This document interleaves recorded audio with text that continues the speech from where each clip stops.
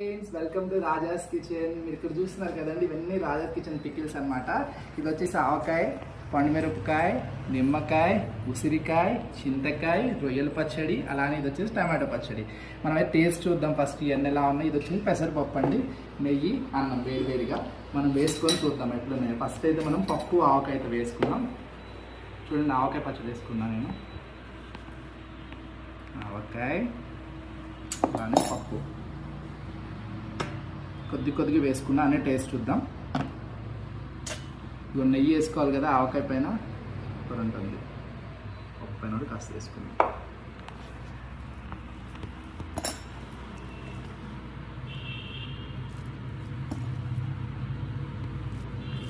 ఇది ఆవకాయ అండి, టేస్ట్ చూద్దాం. పప్పు ఆవకాయ సూపర్గా ఉంది. నెక్స్ట్ చింతకాయ అండి, చింతకాయ వేసుకుందాం.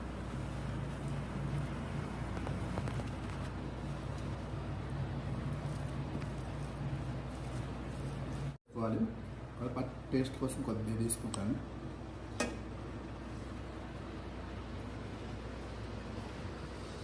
అన్నంలో కూడా బాగుంటుందండి నిమ్మకాయ. ఇవన్నీ కూడా ప్యూర్గా గానుగ పట్టిన శనగలు అంటే ఇంట్లో తయారు చేసిన ఇంగ్రీడియంట్స్తో తయారవుతాయండి.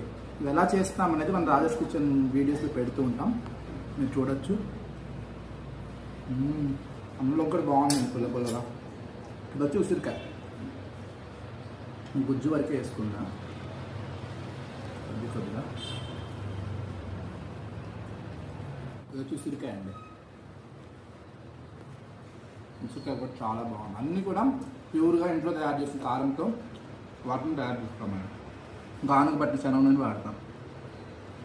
ఇది వచ్చేసి మా గుంటూరు స్పెషల్ పండుమిర్చి అండి. ఇది కూడా కొద్దిగా వేసుకుంటా.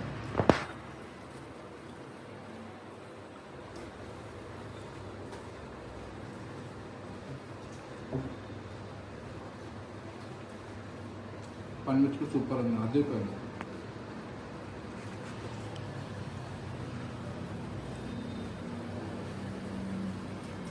ఇది వచ్చేసి లాస్ట్ వచ్చేసి రొయ్యల పచ్చడి అండి. నాన్ వెజిటేరియన్స్కి బాగా నచ్చుతుంది అన్నమాట రొయ్యల పచ్చడి. మన దగ్గర చికెన్ పచ్చడి, మటన్ పచ్చడి అన్నీ ఉంటాయి. రొయ్యల పచ్చడి చూడండి, రొయ్య ముక్క ఎంత మంచి క్రిస్పీగా ఉందో.